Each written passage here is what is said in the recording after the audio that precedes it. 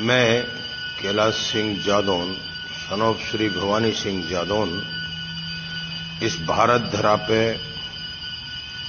मेरा जन्म 1956 में हो गया। मेरी शादी 1974 में हुई। मैं मिलिट्री में 1975 में भर्ती हो गया।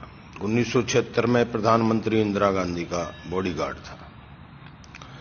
जयपुर खजानों को स्विट्जरलैंड भेजा गया। 18 बॉक्स 30 पेज की लिस्ट मेरे पास थी। मेरे वापस आते टाइम पे 14 संगातियों को पालम एयरपोर्ट पर शूट आउट कर दिया। पायलट ने साथ दिया। हम आगरा लैंड करके फरार हो गए। 1980 तक हमें खोजा गया। नहीं मिलने पर गांव में मृत सर्टिफिकेट जैसा पहुंचा दिया कि ये सैनिक जिंदा है या मरा है, देखते ही गोली मारेंगे, जिससे मेरे पिता की मौत हो गई। हमारे ससुर के द्वारा रुद्रमुली ब्रिगेडियर रणवीर सिंह को बताया गया कि कुंवर साहब के साथ ऐसा हुआ है, ये फरार हैं, इनको खोजा जा रहा है मिलिट्री के द्वारा, ये समर्पण करना चाहते हैं। तो उन्होंने कहा कि नहीं, हम छुपा करके बेज नंबर देंगे। जब इनके साथ इतना बड़ा हादसा हो गया तो हमें दूसरा बेज नंबर दिया आरटी पेरा का, और हम नासिक ट्रेनिंग करके आगरा में ज्वाइन किया। 1982 में हमारी गार्ड का जब ये पता चल गया कि ये सैनिक यहां पर है, तो हम पे पुणे आगरा रेड के लिए अम्नेशन गार्ड पर अटैक बोला गया।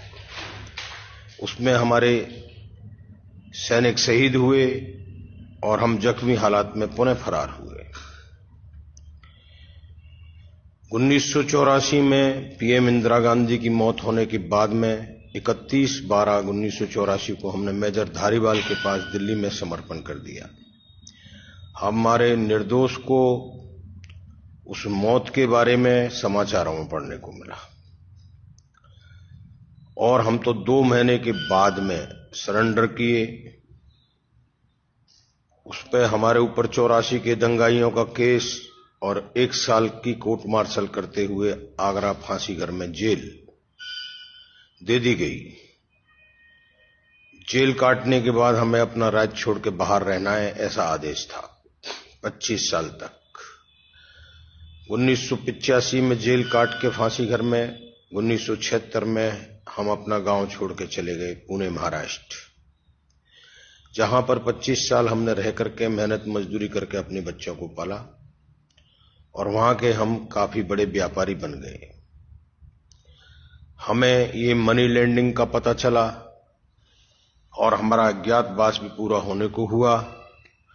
हमने पिता की मौत और वो 14 सैनिकों की शहादत के लिए अपने को अर्पण कर दिया। 13